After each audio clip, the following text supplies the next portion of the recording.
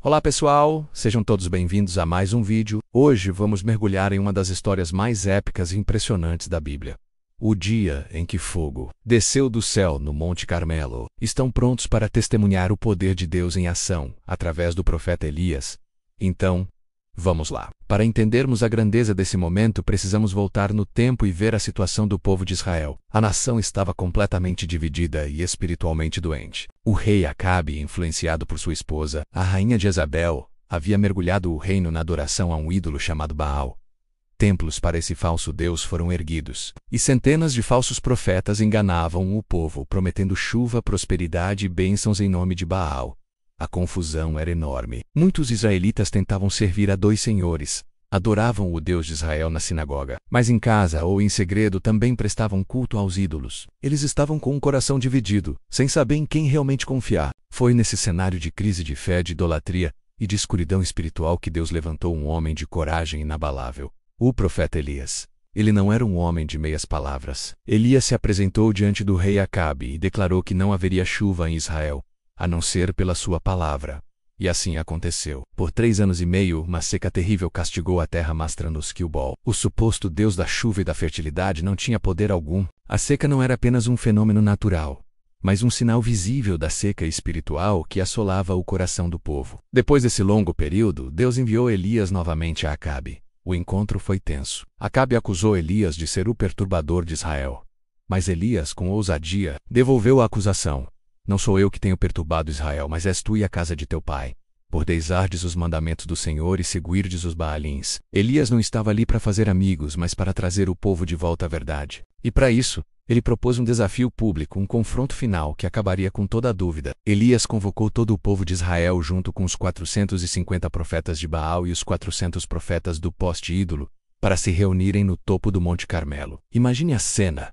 Uma multidão enorme, ansiosa e confusa, reunida naquele monte com o céu azul e sem nuvens acima deles. Elias, sozinho contra quase 1000 profetas, se levantou no meio do povo e perguntou diretamente: até quando vocês vão ficar em cima do muro? Se o Senhor é Deus, sigam-no, mas se Baal é Deus, sigam-no. O povo, envergonhado e indeciso, não respondeu nada. O silêncio deles era a prova da sua confusão. Então, Elias apresentou o desafio: eu sou o único profeta do Senhor que restou, mas os profetas de Baal são 450.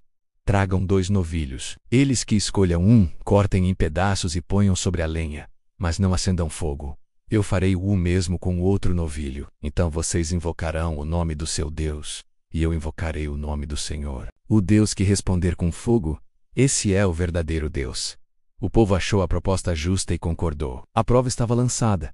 Era hora de ver quem tinha poder de verdade. Os profetas de Baal começaram. Eles prepararam seu altar, colocaram o sacrifício e a partir da manhã começaram a clamar. Ó Baal, responde-nos, gritavam eles. As horas passavam e nada acontecia. Os Dankovam pulavam freneticamente ao redor do altar, numa espécie de ritual desesperado. Chegou o meio-dia e Elias, vendo aquele espetáculo inútil, começou a zombar deles.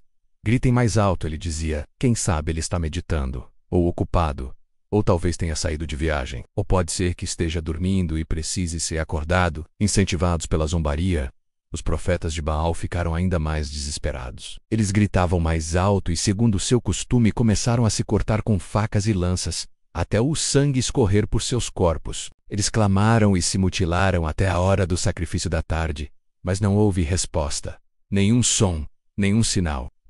O silêncio de Baal era ensurdecedor e expunha a total impotência daquele ídolo de pedra e madeira. O primeiro round da batalha estava claramente vencido. A farsa havia sido desmascarada. Então, chegou a vez de Elias. Com calma e autoridade, ele chamou o povo para perto. Cheguem mais perto de mim, ele disse. Elias não agiu com desespero, mas com fé e propósito. A primeira coisa que ele fez foi restaurar o altar do Senhor, que estava em ruínas. Ele pegou 12 pedras, cada uma representando uma das 12 tribos de Israel, e reconstruiu o altar. Aquele ato era simbólico.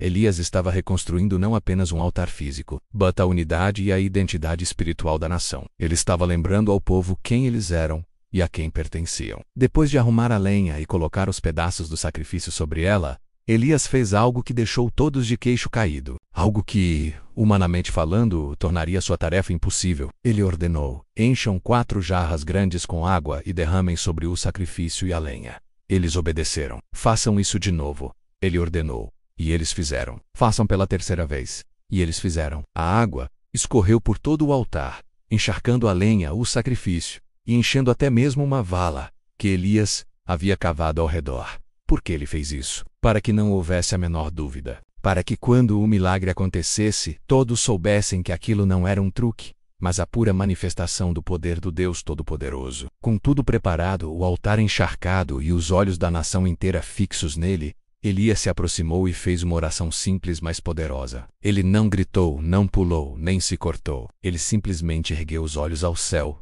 e orou com fé. Ó Senhor Deus de Abraão, de Isaque e de Israel, que hoje fique conhecido que Tu és Deus em Israel, que eu sou Teu servo, e que fiz todas estas coisas por ordem Tua. Responde-me, Senhor, responde-me, para que este povo saiba que Tu, Senhor, és Deus, e que fazes o coração deles voltar para Ti.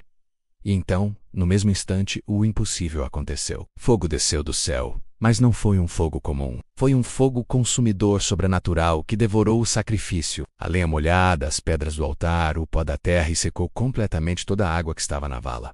Tudo foi consumido pelo fogo divino. A multidão, ao ver aquela demonstração avassaladora de poder, ficou aterrorizada e maravilhada. Eles caíram com o rosto em terra e em uma só voz declararam a verdade que haviam esquecido. O Senhor é Deus. O Senhor é Deus.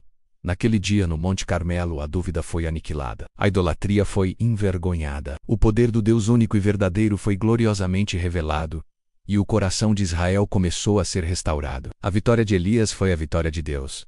Os falsos profetas foram julgados e logo depois a chuva que Baal não pôde enviar, o Deus de Elias enviou em abundância, pondo fim à seca. A história de Elias no Monte Carmelo nos ensina uma lição poderosa para os nossos dias. Vivemos em um mundo cheio de bailes modernos, endolorras, prazeres, dinheiro, sucesso, tantas coisas que tentam tomar o lugar de Deus em nosso coração. Assim como o povo de Israel, muitas vezes ficamos em cima do muro, divididos.